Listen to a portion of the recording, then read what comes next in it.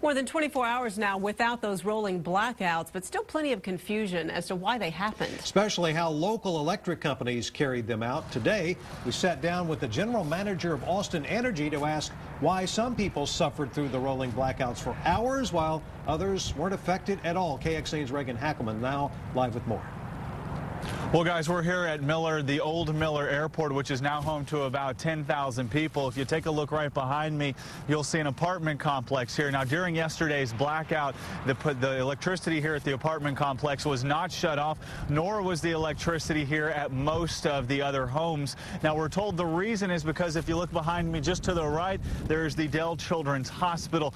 Everybody in this area is on the same circuit. Therefore, the power was not cut off. Now, Austin Energy tells us in all, only about 25% of their customers are eligible to have their power cut off. The rest of them are simply on circuits that are too important.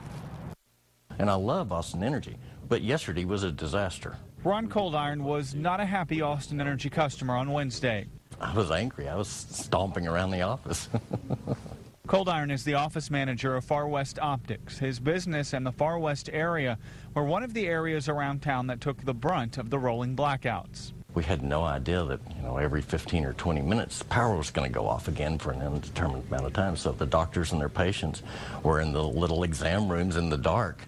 Finally, about halfway through the day, he canceled all but critical patients and closed up. He still doesn't understand why he was hit so hard and had no warnings when the lights were going off. I hope this is the last time that we have them under these circumstances. According to Austin Energy's new general manager, Larry Weiss, they were only cutting power to a fourth of their customers. The rest are off limits to rolling blackouts because they're located on the same circuits as hospitals, police stations, and other critical infrastructure that cannot lose power.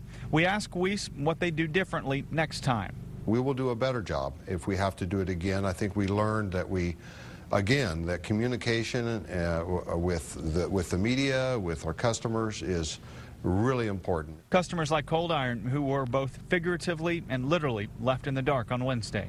We didn't know what to do. We didn't know what was happening to us. We didn't have any idea what to expect. Now, Austin Energy is also a little different than the rest of the state. They used to be their own grid. They were not part of ERCOT. Therefore, they have components spread throughout the city on that grid that if those components get cut off, then the entire city could go black. So that's another reason why you saw such a discrepancy in those who had their power cut off and those that did not. Reporting live from the Miller development, Reagan Hackelman, KXAN Austin News.